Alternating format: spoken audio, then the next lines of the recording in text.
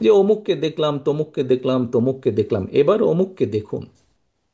যাদের কথা বলে অমুককে দেখুন, প্রিয় সহকর্মীবৃন্দ, তাদেরকে তো দেশের মানুষ 1971 সালেই দেখেছে। প্রিয় ভাই বোনেরা, কিছু কিছু মানুষ বা কোনো কোনো গোষ্ঠী ইদানিং বলতে শুনেছি, বা বিভিন্ন জায়গায় কেউ কেউ সোশ্যাল মিডিয়ায় বলে যে অমুককে দেখলাম, তমুককে দেখলাম, তমুককে দেখলাম, এবার অমুককে দেখুন।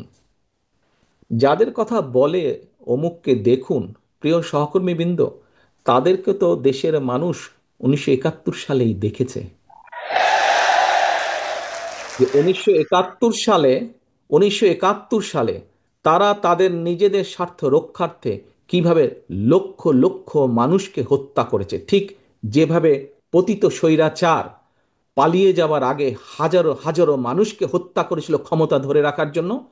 এই যাদেরকে কেউ কেউ বলে যে একবার দেখুন না এদেরকে, তাদেরকে দেশের মানুষ 71 সালেই দেখেছে নিজেদের রাজনৈতিক স্বার্থ রক্ষার্থে লক্ষ লক্ষ মানুষকে শুধু হত্যাই করেনি, তাদের সহকর্মীরা কিভাবে মা বোনদের ইজ্জত পর্যন্ত লুট করেছিল। এই কথাটি আমাদেরকে মনে রাখতে হবে। এখন প্রিয় ভাই বোনেরা, কথা অনেক হয়েছে, কথা অনেক হয়েছে। আমাদের লক্ষ্য একটাই, আমাদের উদ্দেশ্য একটাই, কি? দেশকে আমাদের গড়তে হবে। এই দেশকে শহীদ জিয়া গড়েছেন।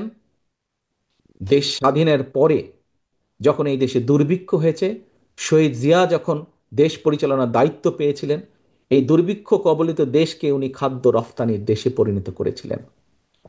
ঠিক একইভাবে পরবর্তীতে 90 স্বৈরাচারের পরে এই দেশকে আবারও দেশনেত্রী খালেদা জিয়া গড়েছিলেন।